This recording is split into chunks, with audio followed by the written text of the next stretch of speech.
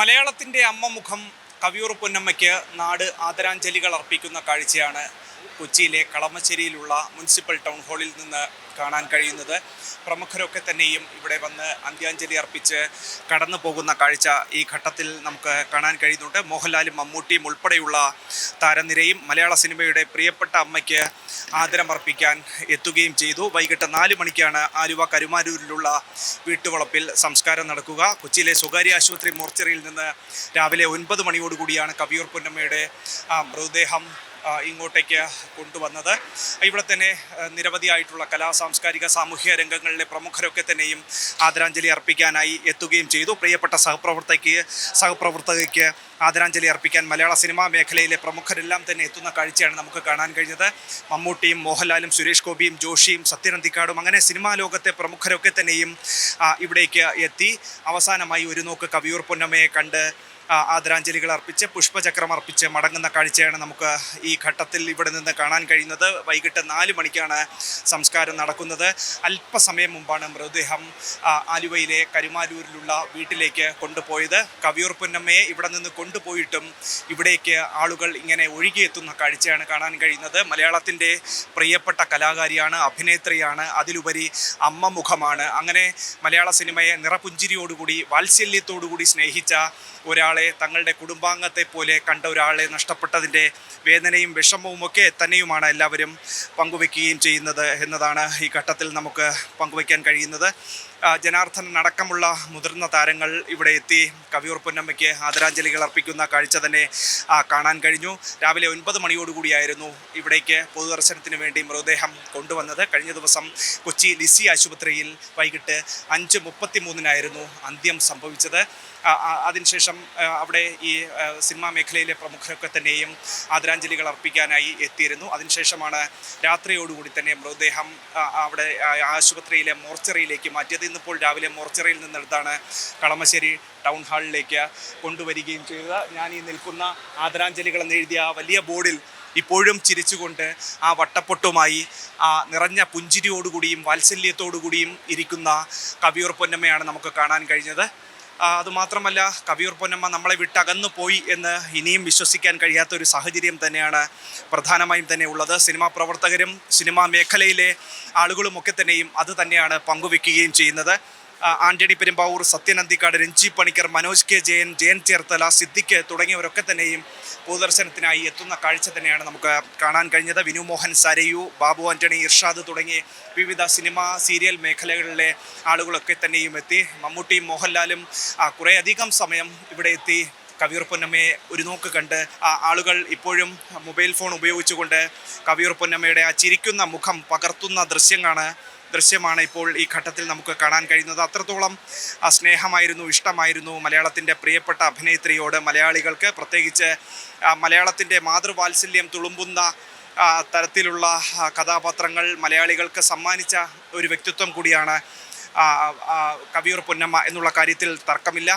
മലയാളി പ്രേക്ഷകരെ ഒന്നാകെ തന്നെയും നെഞ്ചോട് ചേർത്താണ് തൻ്റേതായിട്ടുള്ള അഭിനയ പാടവം അത് എന്താണെന്ന് തെളിയിച്ചുകൊണ്ടുള്ള ഒരു മടക്കമാണ് കവിയൂർ പൊന്നമ്മയ്ക്ക് ഉണ്ടാവുകയും ചെയ്തിട്ടുള്ളത്. മോഹൻലാലിനൊപ്പം അവർ അഭിനയിച്ച കഥാപാത്രങ്ങളൊക്കെ തന്നെയും മലയാളി പ്രേക്ഷകരുടെ മനസ്സിൽ തങ്ങി നിൽക്കുന്നതാണ്.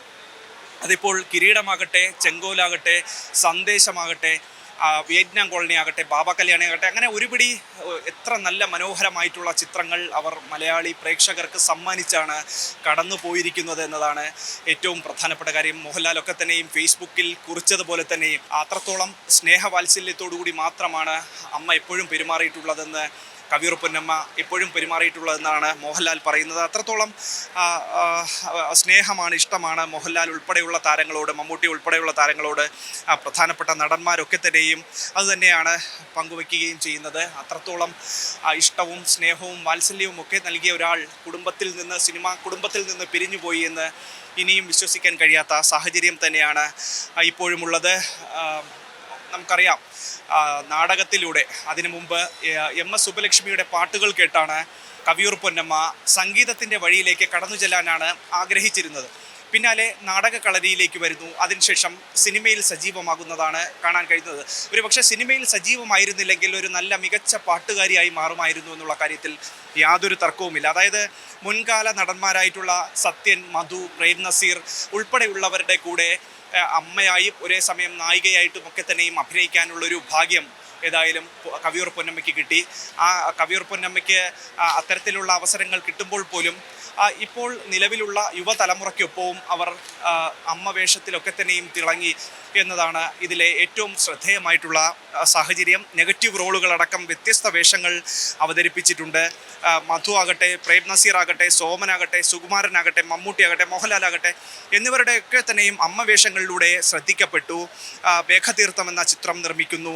മികച്ച സഹനടിക്കുള്ള സംസ്ഥാന സർക്കാരിൻ്റെ പുരസ്കാരം 4 വട്ടം ലഭിച്ചു. ബിന്ദു മകളാണ്. 2 ദിവസം മുൻപ് അമേരിക്കയിൽ നിന്ന് മകൾ ഇവിടെ എത്തി ആരോഗ്യവും അതുമായി ബന്ധപ്പെട്ടുള്ള കാര്യങ്ങളും ഒക്കെ തന്നെയും നോക്കിയ ശേഷം തിരികെ മടങ്ങിപ്പോകുമ്പോഴാണ് ഈ മരണവാർത്ത കുടുംബത്തെ തേടിയെത്തിയത്, വിയോഗ വാർത്ത കുടുംബത്തെ തേടിയെത്തിയത്. അവർ ഇന്നിപ്പോൾ ഇവിടെ ഉണ്ടായിരുന്നു, അവരുടെ കുടുംബാംഗങ്ങളൊക്കെ തന്നെയും ഉണ്ടായിരുന്നു. ഏതായാലും കവിയൂർ രേണുക, അന്തരിച്ച കവിയൂർ രേണുക മറ്റൊരു സഹോദരി കൂടിയാണ്. 6 സഹോദരങ്ങൾ കവിയൂർ പൊന്നമ്മയ്ക്കുണ്ട്. അങ്ങനെ ആ ഒരു സന്തോഷം നിറഞ്ഞ ആ ഒരു കുടുംബത്തെ തേടി, അല്ലെങ്കിൽ ആ ഒരു മലയാള സിനിമയുടെ ആ ഒരു കുടുംബത്തെ തേടി മറ്റൊരു വിയോഗ വാർത്ത കൂടി എത്തുമ്പോൾ അത് മലയാള സിനിമയ്ക്ക്, മലയാള കലാ സാംസ്കാരിക ലോകത്തിന് താങ്ങാൻ കഴിയുന്നതല്ല എന്ന് കൃത്യമായി നമുക്ക് പറയാൻ കഴിയും. നമുക്ക് ആ പ്രൊഫൈൽ കൂടി ഒന്ന് പരിശോധിച്ചാൽ 12 വയസ്സുള്ളപ്പോഴാണ് സംഗീത സംവിധായകൻ ജി ദേവരാജൻ നാടകത്തിൽ പാടാനായി പൊന്നമ്മയെ ക്ഷണിക്കുന്നത്. തോപ്പിൽ ഫാസിയുടെ മൂലധനത്തിലാണ് ആദ്യമായി പാടുന്നത്. പിന്നീട് അതേ നാടകത്തിൽ തന്നെ നായികയെ കിട്ടാതെ വന്നപ്പോൾ ഭാസിയെ നിർബന്ധത്തിൽ നായികയാക്കേണ്ടി വന്ന സാഹചര്യമൊക്കെ തന്നെയും അന്നുണ്ടായിരുന്നു. പിന്നാലെ KPSCയിലെ പ്രധാന നടിയായി മാറിയ പൊന്നമ്മ പ്രതിഭ ആർട്സ് ക്ലബ്ബ്, കാളിദാസ കലാകേന്ദ്രം തുടങ്ങിയ നാടക സമിതികളിലൊക്കെ തന്നെയും പ്രവർത്തിക്കുന്നത് നമ്മൾ കണ്ടിട്ടുണ്ട്. ഈ തോപ്പിൽ ഭാസിയുടെ മൂലധനം അത് പ്രമുഖമായിട്ടുള്ളൊരു നാടകം കൂടിയാണ്. പുതിയ ആകാശം പുതിയ ഭൂമി, ഡോക്ടർ അൾത്താര, ജനനി ജന്മഭൂമി തുടങ്ങിയ നാടകങ്ങളിലൂടെയൊക്കെ തന്നെയും ശ്രദ്ധിക്കപ്പെട്ടുകൊണ്ടാണ് അവർ ആ വേഷങ്ങൾ സൗകുമാര്യം കൈകാര്യം ചെയ്തു വന്നത്. 14-ാം വയസ്സിൽ കാളിദാസ കലാകേന്ദ്രത്തിലെ നൃത്ത അധ്യാപകൻ തങ്കപ്പൻ മാസ്റ്ററുടെ നിർബന്ധത്തിൽ ആദ്യമായി സിനിമയിൽ അഭിനയിക്കുന്നു. മിറലാൻഡിൻ്റെ ശ്രീരാമ പട്ടാഭിഷേകത്തിൽ മണ്ഡോദരിയുടെ വേഷമായിരുന്നു അന്ന് അഭിനയിക്കുകയും ചെയ്തത്. കുടുംബിനി എന്ന ചിത്രത്തിലൂടെ ആദ്യമായി അമ്മവേഷത്തിൽ അഭിനയിക്കുന്നു. തൊമ്മൻ്റെ മക്കൾ എന്ന ചിത്രത്തിൽ സത്യൻ, മധു എന്നിവരുടെ അമ്മവേഷമായിരുന്നു അവർ കൈകാര്യം ചെയ്തിരുന്നത്. പിന്നീട് നെഗറ്റീവ് റോളുകളിലടക്കം 1000-ഓളം സിനിമകളിൽ അഭിനയിക്കുന്നു. PN Soman, Vincent, MT Vasudevan Nair, Ramu Kariat, KS Sethumadhavan, Adoor Gopalakrishnan, John Abraham, Padmarajan, Mohan തുടങ്ങിയ മലയാളത്തിലെ പ്രമുഖ സംവിധായകരിൽ മിക്കവരുടെയും സിനിമകളിൽ അഭിനയിക്കുന്നു. അങ്ങനെ ഒരുപിടി മികച്ച സിനിമകളും നാടകങ്ങളും ഒക്കെ തന്നെയും സമ്മാനിച്ചാണ് മലയാളത്തിൻ്റെ പ്രിയപ്പെട്ട അമ്മമുഖം നമ്മളെ വിട്ട് മാഞ്ഞു പോയിരിക്കുന്നത്. ഇതിൻ്റെ അതായത് തുടരെ ഉണ്ടാകുന്ന നഷ്ടങ്ങളൊക്കെ തന്നെയും വിയോഗങ്ങളൊക്കെ തന്നെയും മലയാള സിനിമയ്ക്ക് താങ്ങാവുന്നതല്ല. പക്ഷേ അപ്പോഴും മലയാള സിനിമയ്ക്ക് ഇതുപോലൊരു അമ്മയെ എനിക്ക് തിരിച്ചു കിട്ടുമോ എന്ന് പലരും ചോദിക്കുന്നുണ്ട്. കാരണം സുകുമാരി അമ്മയാണെങ്കിലും, ഷീലയാണെങ്കിലും, ഉർവശിയാണെങ്കിലും, ശാരദയാണെങ്കിലും അങ്ങനെ പലരുമായിട്ടൊക്കെ തന്നെയും നമ്മൾ സംസാരിക്കുമ്പോൾ കവിയൂർ പൊന്നമ്മ എന്ന നടിയുടെ, അഭിനേത്രിയുടെ, അമ്മയുടെ സ്നേഹവും വാത്സല്യവും ഒക്കെയാണ് അവർ പങ്കുവെക്കുകയും ചെയ്തിട്ടുള്ളത്. സിനിമകൾ എന്നതിലപ്പുറത്തേക്ക്, സിനിമയിൽ അഭിനയ ജീവിതം മുന്നോട്ട് കൊണ്ടുപോകുന്നതിനപ്പുറത്തേക്ക് സ്വന്തം ജീവിതം അത് സിനിമയിൽ പകർന്നാടുക തന്നെയായിരുന്നു കവിയൂർ പൊന്നമ്മ എന്ന് പറയുന്നതിൽ യാതൊരു തർക്കവുമില്ല. എനിക്ക് പുറകിൽ കാണുന്ന ആളുകളുടെ ഒരു സാക്ഷ്യം ഇപ്പോഴും അത് തന്നെയാണ്. ഇവിടെ നിന്ന് മൃതദേഹം കൊണ്ടുപോയിട്ട് ഏതാണ്ട് അരമണിക്കൂർ പിന്നിടുന്നു.